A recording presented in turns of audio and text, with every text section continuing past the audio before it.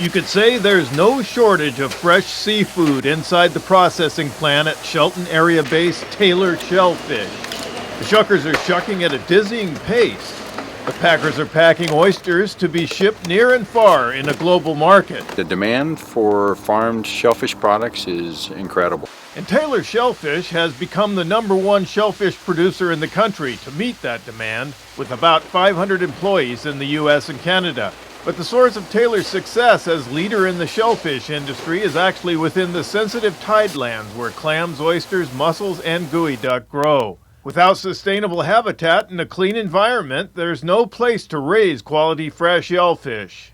Taylor's Public Affairs Director, Bill Dewey, recognizes that as he stands on the scenic shoreline of Skookum Inlet. It's one of the Taylor farms now certified as a responsible aquaculture growing place in the region.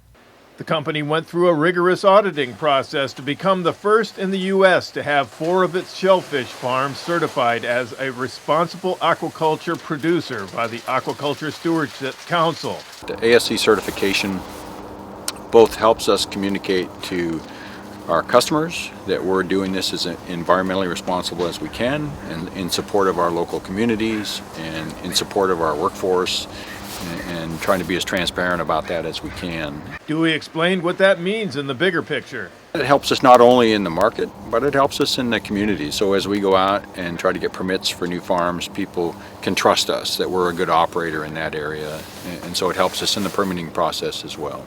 It's particularly an honor to be the first in the United States to get that certification. I think that's a testament to Taylor's leadership in the industry, and certainly an area that we've been pursuing for a long time. With farm shellfish demand on the rise, Dewey says Taylor has plans to increase the size of its existing processing plant. We're working on plans to break ground on an expansion on our processing plant. I think that plant there now is roughly 25,000 square feet, and we anticipate approximately quadrupling the size of that plant.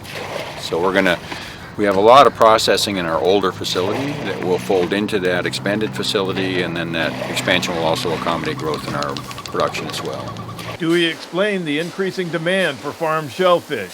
If you look worldwide, all of our wild fisheries throughout the world are either overfished or just at their maximum production. So if we're going to feed people more seafood, which, the dietary guidelines that just came out here in the United States call for consumers to double their seafood consumption. And obviously with a growing population, we have ever increasing demand for seafood, which is an incredibly healthy food. And so, it's going to have to come from aquaculture. It's not going to come from the wild fisheries in the future. I'm Jeff Chu for iFiber One News.